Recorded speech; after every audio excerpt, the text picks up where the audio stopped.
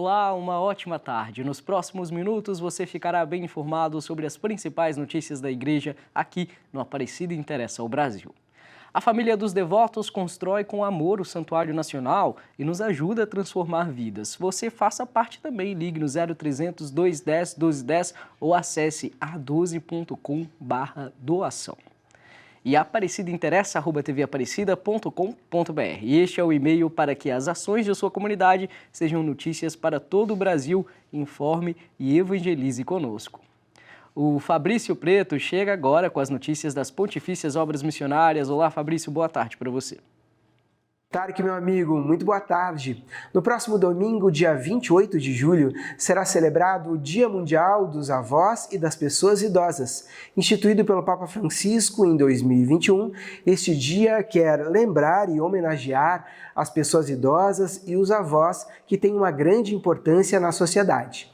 Para falar sobre essa data especial, nós convidamos Padre Janilson Souza. Para esta jornada teremos o tema "Na velhice não me abandones", o Salmo 71. Então, com alegria, queremos refletir a mensagem do Papa para esse dia todo especial, mas convidar toda a Igreja do Brasil, as nossas comunidades, as nossas famílias, de celebrar bem o Dia dos Avós e o Dia Mundial dos Idosos. O Papa nos convida a olhar com muita atenção a presença de Deus que nos acompanha em todas as fases da vida, da criança, da juventude, na nossa família, mas de modo especial aos nossos idosos e idosas. Então, com isso, queremos lembrar a você, avó, idoso, não esquecer, Deus jamais nos abandona, Deus caminha conosco, mesmo na velhice o Senhor caminha ao nosso lado. Confira na íntegra a mensagem para o Dia dos Avós e das Pessoas Idosas em nosso site popf.pom.org.br. Tarek, até a próxima semana. Muito obrigado, Fabrício. Até a próxima semana. E agora está na hora do nosso Giro Redentorista.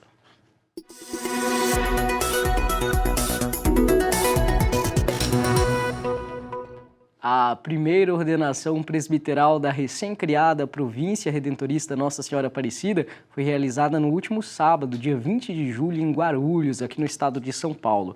O missionário redentorista, e agora padre Guilherme Dias Viana, assumiu o compromisso de tudo fazer por causa do Evangelho. No dia 20 de julho, reunidos na paróquia Santo Antônio, na cidade de Guarulhos, a comunidade de origem, familiares e confrades do missionário redentorista Guilherme Dias Viana puderam se alegrar com o jovem que renunciou a si mesmo e tornou-se sacerdote da igreja pela imposição das mãos e prece de ordenação de Dom Edmilson Amador Caetano, bispo diocesano de Guarulhos. Deus escolhe mais um jovem para o seu serviço, né? Seja como consagrado na congregação do Santíssimo Redentor e como presbítero da igreja hoje, né, que ele será ordenado. Sentimento de muita alegria, de muita gratidão a Deus, que continua nos oferecendo, né, jovens dispostos a seguir o Santíssimo Redentor como missionários redentoristas na igreja, na congregação. E ao mesmo tempo uma expectativa grande que hoje ordenado padre, né, o Guilherme se some ao grupo dos missionários redentoristas nessa grande ação evangelizadora que nós temos a responsabilidade e precisamos de força jovem. O lema escolhido pelo neo-sacerdote foi de 1 Coríntios, tudo por causa do Evangelho. E esta foi a primeira ordenação presbiteral, celebrada pela província redentorista de Nossa Senhora Aparecida. Eu escolhi esse lema porque o Evangelho deve ser o elemento motivador da vida cristã e, sobretudo, é o que eu quero para o meu ministério sacerdotal. Que tudo que eu faça, a missão que eu realize, tenha como motivação o Evangelho, anunciar o Evangelho, que as pessoas conheçam o Evangelho e que esse seja a inspiração para o meu ministério, ser instrumento de Deus para que o Evangelho chegue a muitas pessoas e o Evangelho transforma a vida, porque é a palavra de Jesus, Jesus é a própria palavra. A gente espera que seja um sacerdote que vai levar a anunciar a palavra aos que necessitam, né? E que ele esteja feliz nesse tempo dele, né? Que ele escolheu. Que espero que seja tudo de bom para ele e para todos nós. né? Que vai anunciar o Evangelho aos necessitados, a todos nós leigos, né? É muito gratificante. Deus abençoe sempre mais o Padre Guilherme. E a Romaria do Bom Jesus da Lapa está chegando. Entre os dias 28 de julho a 5 de agosto, vamos rezar junto ao povo baiano, direto do Santuário de Pedra e Luz.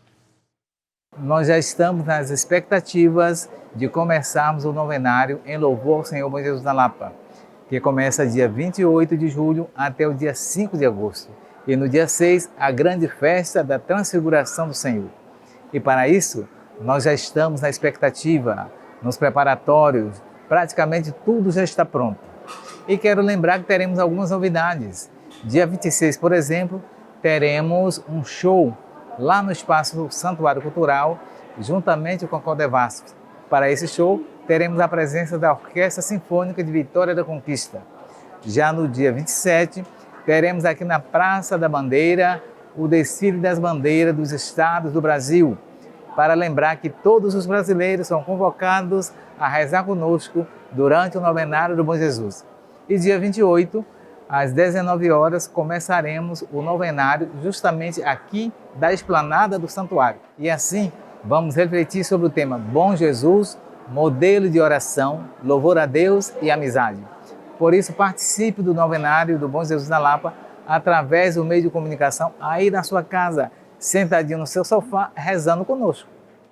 Exatamente. Aqui na TV Aparecida também nós vamos transmitir essa linda Romaria do Bom Jesus da Lapa. Logo a gente divulga os horários para vocês. E nesta semana já falamos para vocês do relatório de violência contra os povos indígenas do Brasil com dados de 2023. Nós vamos saber mais informações sobre este documento, conversando agora com Roberto Libigotti, leigo e membro do Conselho Indigenista Missionário. Boa tarde, Roberto. Seja bem-vindo aqui no nosso programa. Conta pra gente primeiro, por favor, atualizar para o pessoal de casa, recordar o que é o CIMI e por que ele está ligado à Conferência Nacional dos Bispos do Brasil. Então, o CIMI é um organismo da Conferência Nacional dos Bispos do Brasil, foi criado no ano de 1972 para prestar apoio e serviço aos povos indígenas em todo o país. Então, nós temos missionárias e missionários que atuam junto às comunidades em 11 regionais do CIMI, não é? E que abrange aí o país inteiro. Então, é um organismo que prioriza, não é, essa ação solidária numa assessoria política, jurídica, não é? E em defesa da vida dos povos indígenas. Importante trabalho, com certeza. E neste relatório, então, que foi divulgado na última segunda-feira, eu queria que você contasse para a gente quais são os pontos de destaque, e principalmente aqueles que chamaram mais atenção e que carecem de mais políticas públicas, Então, nós observamos que a violência contra os povos indígenas, ela se dá de uma forma sistêmica no país, né? Ela é uma violência crônica. Nós observamos que a violência contra o patrimônio, por exemplo, ela teve índices muito, muito altos, né? Foram 1.272 casos de violência contra as terras indígenas. Nós também observamos a violência contra as pessoas, né? Teve índices elevadíssimos, nós registramos 411 casos, né? Só em assassinatos foram 208 assassinatos de indígenas em todo o país.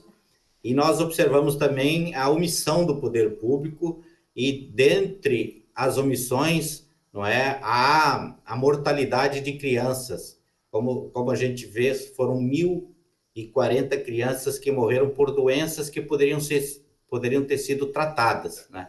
Então, a gente destaca esses aspectos do relatório para mostrar, não é, os desafios que o governo tem pela frente no sentido de efetivamente garantir proteção dos territórios, garantir uma assistência adequada nas áreas de saúde, educação, né, e também das atividades produtivas dessas populações.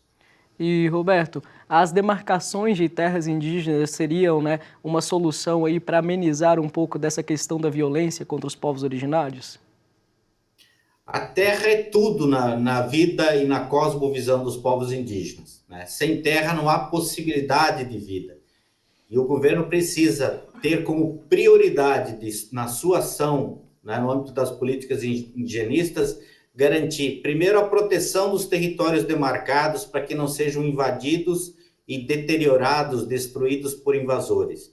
Segundo, demarcar todas as terras que faltam serem demarcadas no país, que são em torno de 800 áreas, não é? Então, há necessidade de implementar uma política que assegure a demarcação e que coíba as violências que são praticadas contra as comunidades em todo o país.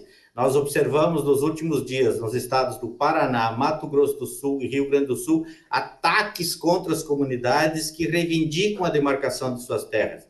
Então, cabe ao poder público, não é, medidas de proteção e também de responsabilização pelas violências que são praticadas contra as comunidades em todo o país.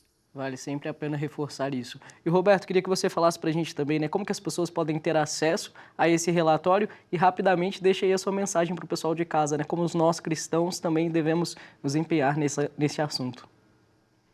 Então, o relatório nós temos ele impresso. Ele é um relatório que está sendo traduzido para várias línguas, né? Para o alemão, espanhol, inglês, francês e italiano, né? E esse relatório está sendo encaminhado para diversas organizações e organismos internacionais. Ele é encaminhado também para os órgãos públicos, no sentido de que eles tomem conhecimento das violências que ali são contidas. As pessoas, em geral, podem acessar o relatório pelo site do CIMI, né? Só ingressar no site do CIMI, que lá vai ter um campo onde vai aparecer o relatório e poderão, então, se somar, não é, na luta pela defesa e garantia dos direitos indígenas em nosso país. Né? Há que se dizer que os povos indígenas, eles são os primeiros e originários habitantes do Brasil, né? Que eles têm direitos, portanto, que precisam serem assegurados, e nós, da sociedade envolvente, temos que nos engajar, né, em campanhas e em movimentos para seguir, né, defendendo esses que são os originários filhos do Brasil, coibindo todo tipo de violência, né, apoiando-os nas suas lutas, especialmente pela demarcação dos territórios. Tá certo, Roberto. Muito obrigado pela sua participação. Um grande abraço para você, para todos do CIMI, né, que vocês continuem firmes nessa luta. Um abraço.